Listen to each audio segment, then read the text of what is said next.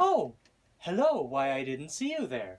And welcome to the GameStar office, where today we will be opening up this beautiful DISSIDIA cabinet. Now, I brought this in the house. We've got, I think, 5 of them now. We've got another 5 coming in. And the system that it runs on is not, it requires internet for a lot of things. So I wanted to bring it into the house and actually get a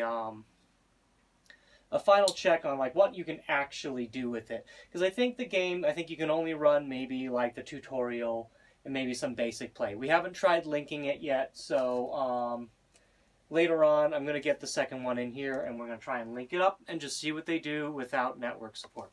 So first off, let's go ahead and let's just cut this thing open.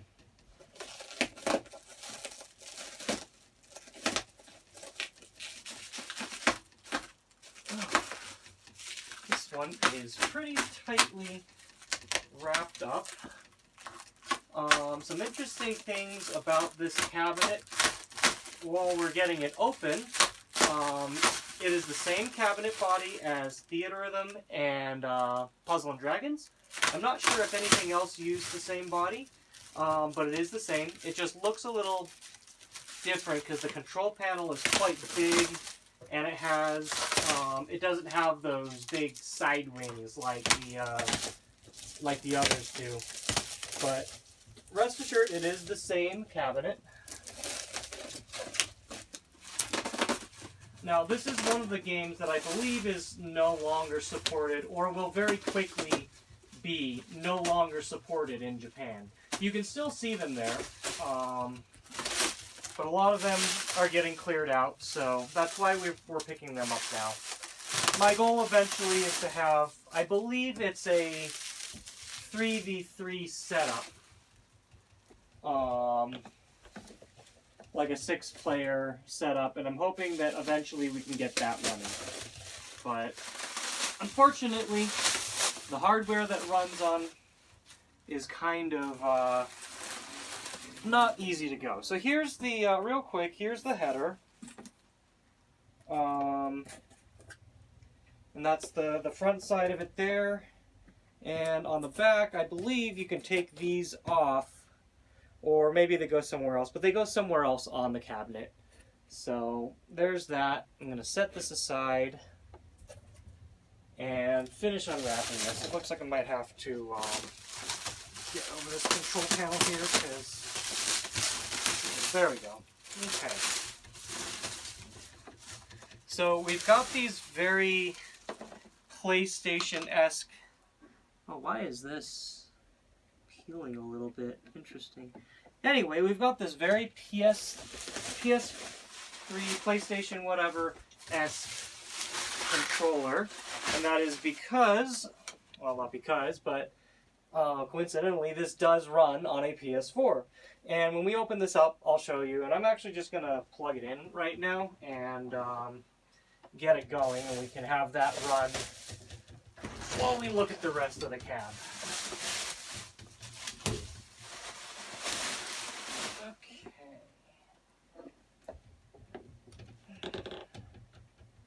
Get this plugged in.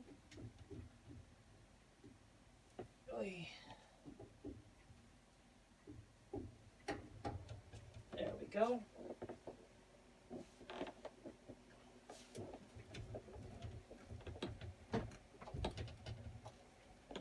Alright. So that is on. We've got the crystal on top is turning. And I'll pull the camera and we can take a closer look at everything after this. Let me grab the keys off of here. We'll see which keys are coming with this cab. Okay. And it looks like we've got the regular LY1153, which is Taito's standard key. So that's good, original keys and locks. I'm going to open up the front here.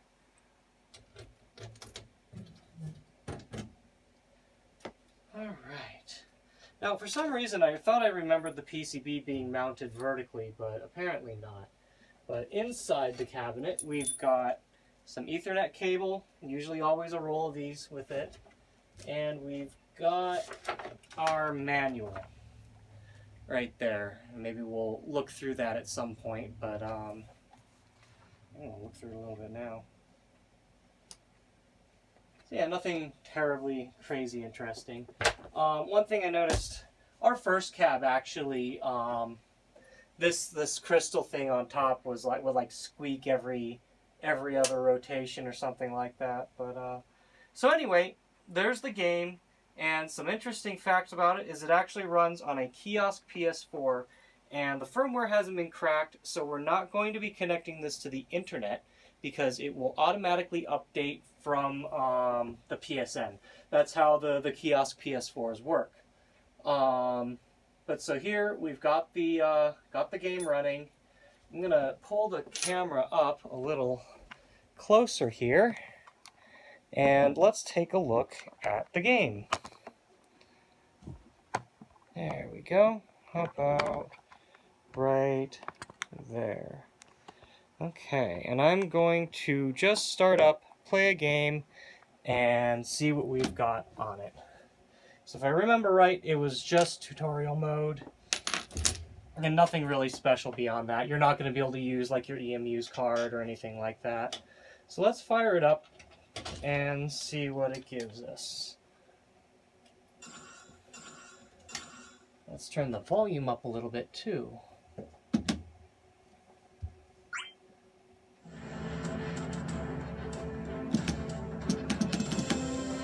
Cool. So we've got our touchscreen here. Got the two joysticks, and it looks like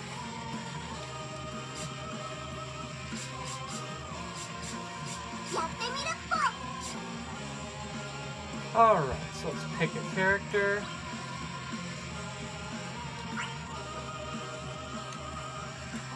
And I don't remember if it kicks us straight into tutorial. I'm just gonna skip out of these. I'm not gonna modify anything, just go ahead.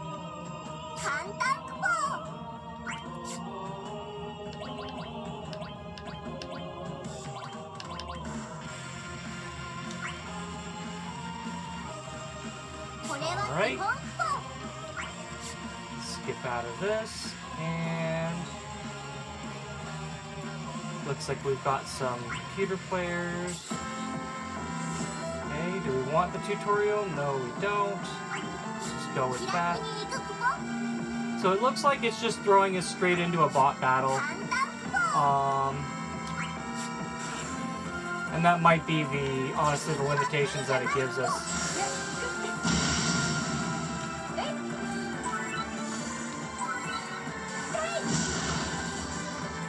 So I haven't really played much of the PS4 version, so I don't know like how much is different with this or anything like that, but I'll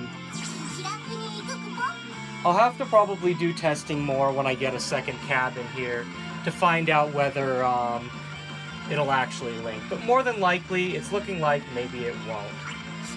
So, at any rate, that's that for that, and I'm going to go over this cabinet a little bit right now, and kind of take a look at it, point some things out. So we've got this crystal up here that's spinning, and it's got a an LED underneath it, so it's refracting light up, and we've got our almost like disco ball-esque lighting going on there.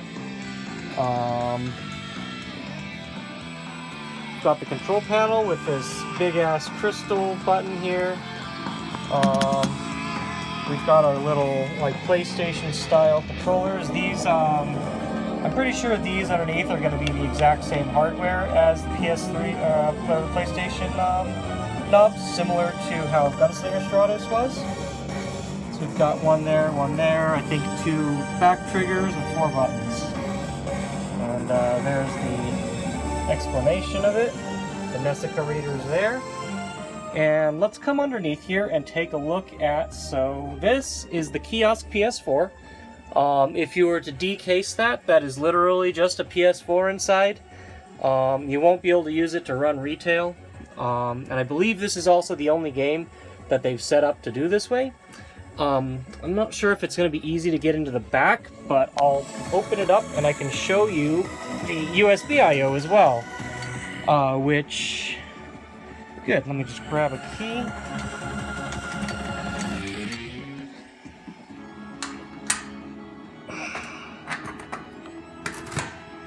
Okay, and there we have this USB I/O, which is also used in some of the newer games like Street Fighter V. And you're going to have the controller plugging into that, and that into the PS4 here. I think it's the red cable, so it's probably that USB there. But I'm pretty sure you would not be able to just hook this up to any PS4 and it would work.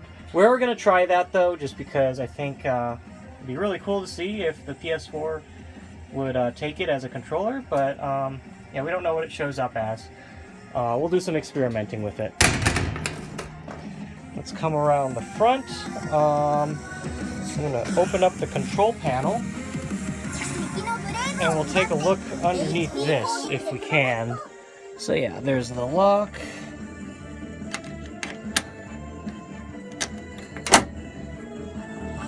And this probably just pulls up. There we go.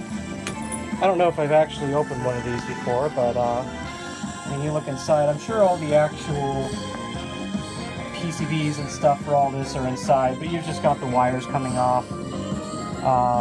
Coming together, we've got our headphone jack here. There's the card reader. And it just goes inside the control panel. It goes into that I/O board through here. So we'll mess around with it and see what these things can and can't do. So last thing before we wrap this up, I'm going to open up the coin door and see what other goodies we might have inside. Let me turn this back down. And it's just the power cable, which is pretty normal, but you never know what you're going to find. Anyway, close this back up.